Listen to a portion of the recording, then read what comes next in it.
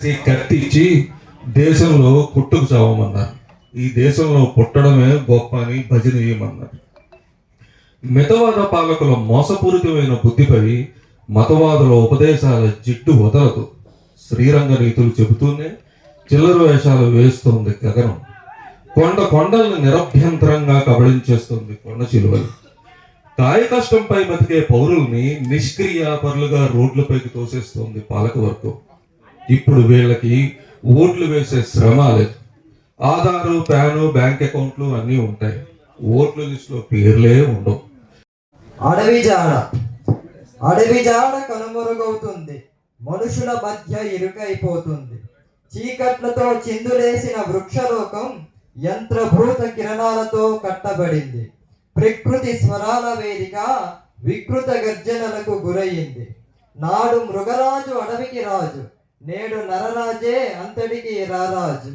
పచ్చని పలకరింపుల భామ వెచ్చని కన్నీళ్లు కారుస్తుంది.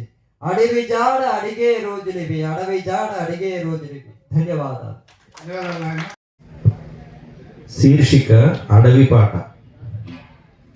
అడవి తల్లి రొమ్ము నుదిలి మట్టి మైదానాల వేలు పట్టినప్పుడే మా ఉనికి ఊబిలో కూరుకుపోయింది.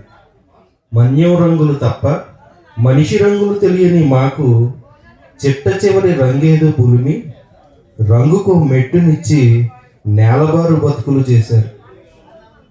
ఖాళీ కుండలతో వచ్చి కడుపు నిండాక మాదంతా మీది చేసుకొని ఆక్రమణల అందలం ఎక్కారు. బానిస గుడ్డలు కప్పి పూచీకత్తుగా మా నెత్తుటి వేలుముద్రలు గుత్తగా గుంజుకుని ఆకలు ఆత్మగౌరవము దేనికోసం తెగబడాలో తెలియని తరంలోకి తోసేశారు.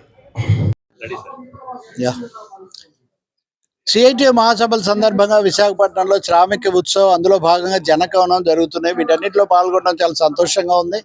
నిన్ననే ప్రకాష్ రాజ్ గారు, ఆయన ఈ రోజున ప్రజాస్వామ్య లౌకిక భావాలకు రాజులాగా ఉన్నాడు. ఒక విధంగా తెర మీద ఏదైనా ఆయన చాలా ధైర్యంగా గట్టిగా మాట్లాడారు, ప్రజల తరఫున నిలబడతానని. ఈరోజు ప్రజా కళాకారులు, పాత్రికేయులు, రచయితలు, కవులు కూడా ఇప్పుడున్న పరిస్థితి పట్ల ఆందోళన చెందుతున్నారు. అంతకంతకు ప్రజావరణం కుదించుకుపోయి కార్పొరేటీకరణ, ప్రైవేటీకరణ, అంగుళం భూమి కూడా మిగలకుండా కార్పొరేట్ల పరం కావటం అన్నది పెద్ద సమస్యగా ఉంది.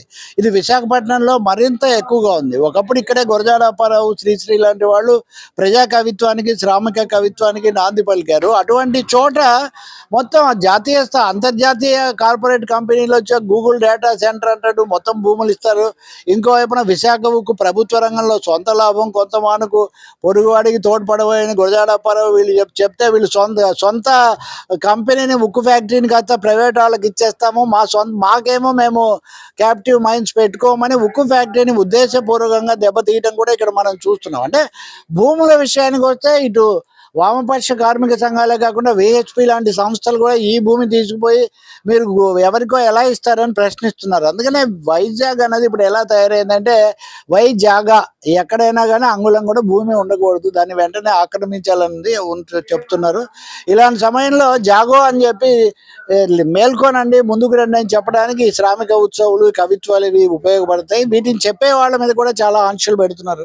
ఇప్పుడు పీడీ యాక్ట్ అని పెట్టి అప్పల్ రాజుని ఆయన అరెస్ట్ చేశారు. ఆయన ఏం చేయలే. ఇటువంటి వాటిని, ఈ మితిమీరిన ప్రైవేటీకరణను ఆయన వ్యతిరేకించారు. ఆయనతో కలిసి హోంమంత్రి గారు కూడా అంతకుముందు నిరాహార దీక్షలు చేశారు. ఉదాహరణకు ఆమె కూడా కూర్చున్నారు. ఇప్పుడు వాళ్ళే మళ్ళీ ఎందుకు అరెస్ట్ చేస్తున్నారు అంటే ప్రజల తరఫున కాకుండా పై వర్గాల తరఫున చేస్తున్నటువంటి పరిస్థితుల్లో ఈ పర్యావరణాన్ని, ప్రజావరణాన్ని, కార్మికుల హక్కులను కాపాడడానికి, మహిళల తరఫున, అణగారిన వర్గాల తరఫున నిలబడడానికి ఓ పెద్ద సంగ్రామం జరగాల్సి ఉంది.